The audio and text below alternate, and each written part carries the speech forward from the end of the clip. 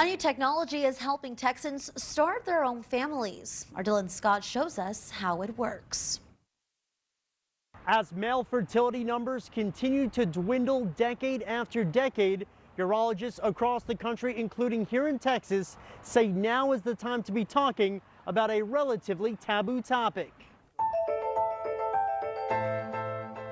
Just a constant reminder of how lucky we actually are. For Michael and Lindsay Bello, there are few joys like parenthood. This is our Caroline Pearl Bello. She's 5 now, which is amazing. She's grown really fast. This was our first family photo.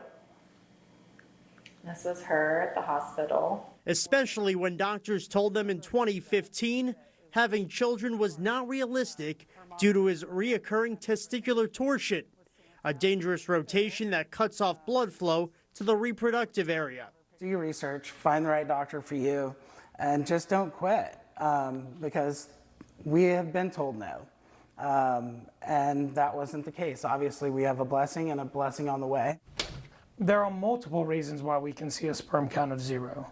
And some of them can be as simple as a blockage or an obstruction. Austin-based reproductive urologist Dr. Parviz Kavusi says 1 in 100 men, in this case Michael Bello, have sperm counts of 0. When you do the math, 60% of the time in infertile couples, there's at least a contributing factor on the male side.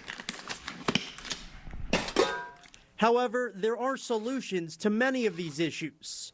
One of them, microdissection testicular sperm extraction, where, like in the Bellows case, Dr. Kravusi says about 70% of the time they have found viable sperm to be used for in vitro fertilization treatments, also known as IVF.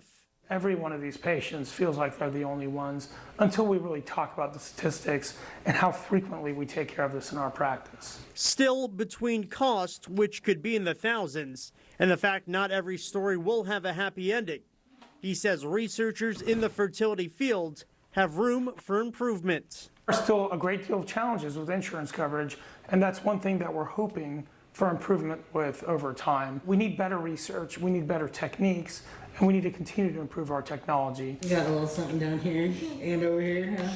For the Bellows, sharing their story has been important, and helping others realize no two fertility journeys are ever the same. A miracle in and of itself. She thinks in order for people to have a baby, they have to go to the doctor,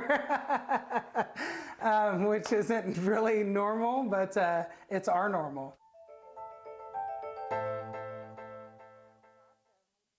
About 15% of couples in the U.S. have trouble starting their own family.